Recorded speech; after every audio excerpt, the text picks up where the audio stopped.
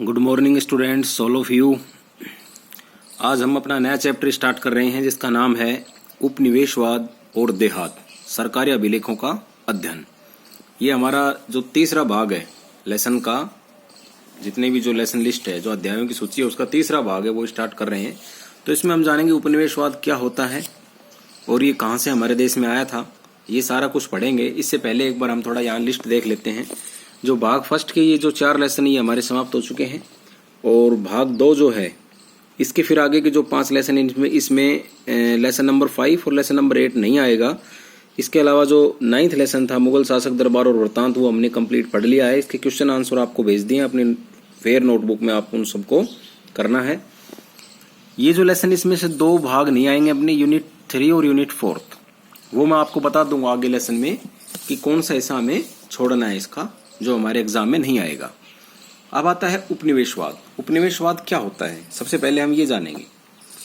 उपनिवेशवाद होता है कि जब मान लो यहाँ पे एक कंट्री है, ठीक है, यहाँ पे एक दूसरा कंट्री है, इन दोनों कंट्री के अंदर, दोनों देशों के अंदर अलग अलग सत्ताएं हैं। सत्ता मतलब सरकारें हैं।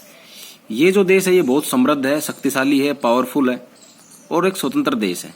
और ये जो देश है ये गरीब और एक पिछड़ा हुआ देश है। तो यहाँ से कोई आकर के और इस देश के अंदर एक छोटी सी कॉलोनी बसा लेते हैं। ये इस कॉलोनी के अंदर यानी ये अपने बिजनेस, उद्योग, धंधे, व्यापार शुरू करते हैं, ठीक है।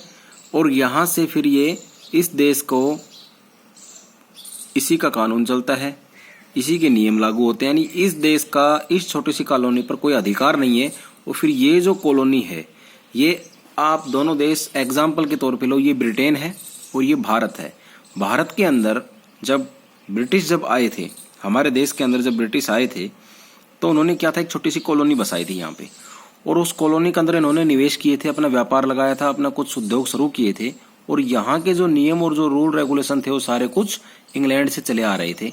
और फिर इन्होंने धीरे धीरे इस कॉलोनी के माध्यम से पूरे देश के अंदर, जो हमारा पूरा जो देश के अंदर सामाजिक, आर्थिक, राजनीतिक, व्यापारिक सारा अधिकार इन्होंने ले लिया था। अलग अलग जैसे साइमन कमीशन एक्ट हो गया, रोलट एक्ट हो गया, ये इस तरह के एक्ट और कानून इन्होंने लगाए थे जिनका जन विद्रोह भी हुआ था। और यहाँ पर एक बात और बताऊंगा इसमें कि हमारे देश में ईसाई धर्म नहीं था। जो ब्रिटिश जो यहाँ से आए थे हमारे देश में, इन्होंने ही इस धर्म की यहाँ पे प्रचार प्रसार किया था। और जो ब्रिटिश है वो यहीं से ही फैल गए थे, जो ईसाई क्रिश्चियन है वो हमारे यहाँ से ही फैल गए थे। अब आता है आगे की डिटेल है, वो हम पढ़ेंगे।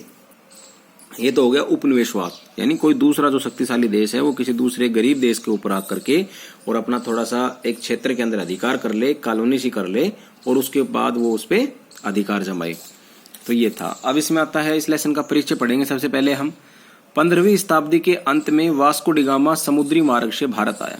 यानी वास्को डी गामा एक यात्री था, समुद्री मार्ग से वो 15वीं शताब्दी में भारत आया था। अब कौन सी शताब्दी चल रही है? 21वीं शताब्दी, यानी लगभग 600 साल पहले वो हमारे देश में आया था। किस रास्ते से? समुद्री रास्ते से। यह विश्व इतिहास की एक बड़ी घटना थी।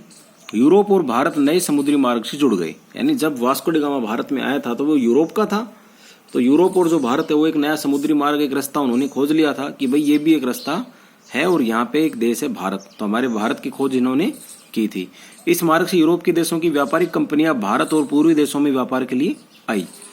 और जैसे पीछे हमने पढ़ा था मुगल शासक में, सबसे पहले जो ब्रिटिश आए थे वो जहांगीर के शासनकाल में आए थे, यह आपको ध्यान होना चाहिए। तो जहांगीर ने इनको व्यापार करने की छूट दी थी और तब जाके इन्होंने हमारे देश में छोटी सी कॉलोनी बसाई थी व्यापार करने के लिए। और उसके बाद इन्होंने धीरे धीरे धीरे धीरे धीरे धीरे पूरे देश के अंदर इन्होंने अपना शासन जमा लिया था। इनमें से एक थी ब्रिटिश ईस्ट इंडिया कंपनी, जो अन्य प्रतिस्पर्धी कंपनियों को पछाड़कर भारत में अपना आर्थिक और राजनीतिक प्रभुत्व स्थापित करने में सफल हो गई। यानी एक कंपनी का नाम लिखा था इन्होंने, ब्रिटिश ईस्ट इंडिया कंपनी, यानी ब्रिटिश और पूर्वी भारत की एक जो कंपनी है वो उस आधार पे आई थी। उन्होंने अपनी सभी जितनी भी जो कंपनियां उनको पछाड़ के अपना आर्थिक और राजनीतिक प्रभुत्व स्थापित, राजनीतिक मतलब यहाँ की जो शासक व्यवस्था, शासन व्यवस्था थी उसको भी इन्होंने पछाड़ दिया और आर्थिक रूप से भी ये सफल हो गई। ब्रिटिश सत्ता से संरक्षण प्राप्त करने वाली ईस्ट इंडिया कंपनी अंग्रेज व्यापारियों की एक स्वतंत्र कंपनी थी। प्लासी और बक्सर की लड़ाई जीतकर इसने बंगाल में अपने शासन की नींव रखी। सबसे पहले कहाँ पे आए थे? बंगाल में आए थे। ठीक है, पूर्वी भारत वही है। फिर धीरे धीरे 19वीं शताब्दी के मध्य तक संपूर्ण भारत में अंग्रेजी राज का प्रभुत्व स्थापित हो गया। पहले भारत इस व्यापारिक कंपनी का गुलाम बना और फिर धीरे धीरे इंग्लैंड के उद्योगों के लिए कच्चा माल पैदा करने वाला और तैयार माल खरीदने वाला एक उपनिवेश बन गया।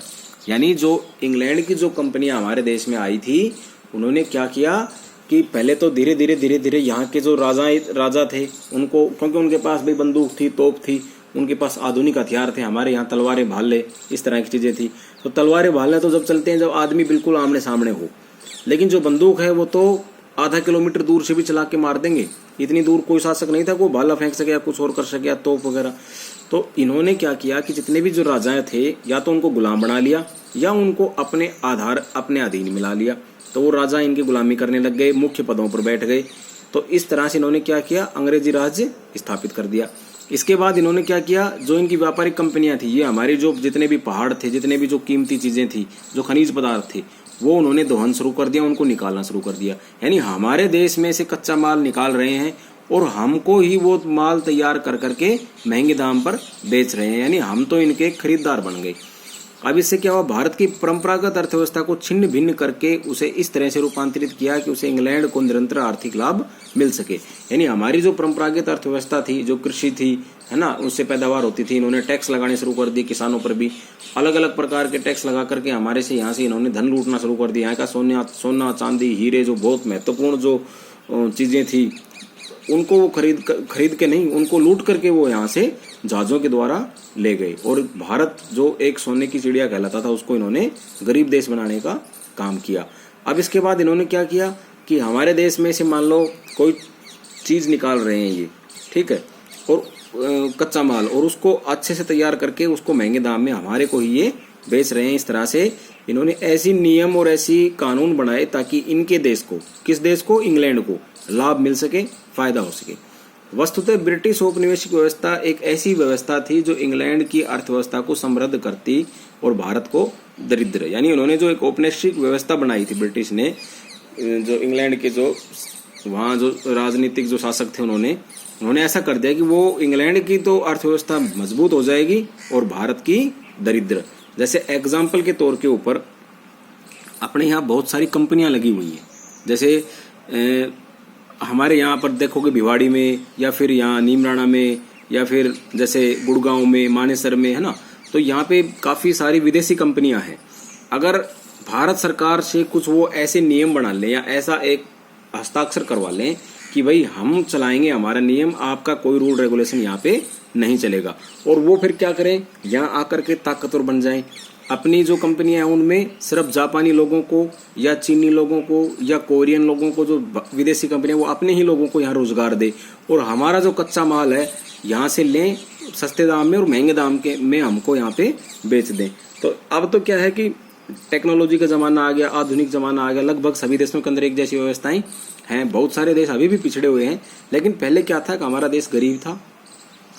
इंग्लैंड जो है वो पूरी तरह से उस पर किसी ने आक्रमण नहीं किया था, भाई चारों साइडों से समुद्री क्षेत्र था उसका और कोई दूसरा देश उस पर शासन कर नहीं सकता था। तो उन्होंने क्या किया, वहां पे राजनीतिक स्वतंत्रता थी, आर्थिक स्वतंत्रता थी, कोई भी उद्योग धंधे लगा सकता था। बहुत सारी ऐसी चीजें थी जो ब्रिटेन के अंदर उसको एक पॉजिटिव वहां पे एनवायरमेंट वहां पे उपलब्ध उन्होंने करा दिया। इस कारण उन्होंने भारत के ऊपर, ये वो ताकतवर देश था तो भारत के ऊपर उन्होंने कब्जा कर लिया, धीरे धीरे करके अपना उपनिवेश यहाँ पे थोप दिया था। प्रस्तुत अध्याय का संबंध औपनिवेशिक शासन व्यवस्था के उन प्रभावों से जो भारत के ग्रामीण समाज पर पड़े। ब्रिटिश सरकार ने भारत में बहुत से कानून लागू किए, यानी जो ब्रिटिश जो सरकार थी उन्होंने हमारे देश में बहुत सारे ऐसे कानून लागू कर दिए थे, और देहात में रहने वाले लोगों के लिए इन कानूनों को अपने परिणाम निकले। देहाती समाज की परंपरागत व्यवस्था छिन्न भिन्न हो गई, कुछ लोग धनवान तो कुछ गरीब हो गए, बहुत से लोगों के हाथों से गुजर बसर के साधन छिन गए। राजस्व फसल की अपेक्षा जमीन पर ऊंची दर निर्धारित करने से किसानों के जीवन पर बुरा असर हुआ। मतलब क्या असर हुआ, वे साहूकारी के जाल में कैसे फंसे, अन्यायपूर्ण सरकारी कानूनों के प्रति किसानों की कैसी प्रतिक्रिया हुई, इत्यादि विषयों पर अध्याय में गहराई से विचार किया गया है। यहाँ पर उल्लेखनीय है कि एक अध्याय में भारत के सभी देहातों में हुए सभी परिवर्तनों को समझना संभव नहीं है। इस अध्याय में बंगाल तथा बंबई दक्कन के देहात में हुए परिवर्तनों को ही आधार बनाया गया है। हम यहाँ बंगाल में जमींदारी व्यवस्था व उसके प्रभाव को समझते हुए राजमहल की पहाड़ियां बंगाल की यात्रा करेंगे। इन पहाड़ियों में बसने वाली पहाड़ी जनजातियां और फिर संथालों के लिए अंग्रेजी राज के अर्थ को चर्चा करते हुए अध्याय के तीसरे भाग में बंबई दक्कन के किसानों ने साहूकारों के बही खाते, ऋण पत्र और उनके घरों को क्यों जला दिया था, इस पर विचार करेंगे। यानी अब इसमें देखो, इस लेसन में उपनिवेशवाद के बाद देहात है, तो देहात के बारे में यहाँ पे ये बताया गया है कि जैसे अंग्रेजी शासन व्यवस्था जब यहाँ पर लागू हुई थी तो उन्होंने देहाती जो व्यवस्था थी उसको छिन्न भिन्न कर दिया था। यहाँ के कुछ लोग गरीब हो गए थे, कुछ लोग अमीर हो गए थे और वो उन साहूकारों के जाल में बुरी तरह से फंस गए थे। उसके बाद बहुत सारा परिवर्तन हुए, जैसे बंबई दक्कन का जो देहात था उसमें और जो बंगाल था उसमें, फिर सारा जो कुछ किसानों के जो बही खाते हैं, ऋण हैं, किस प्रकार से उनको कर्जे में दबा दिया गया था ना, किस प्रकार से उनको घरों को जला दिया गया था, ये सारी जो चीजें हैं ये हम आगे इस अध्याय में पढ़ेंगे। आज के लिए हम इतना ही है। आशा है आप उपनिवेशवाद को समझ गए होंगे और अब आगे अगले पार्ट में हम इसके बारे में और विस्तृत चर्चा करेंगे।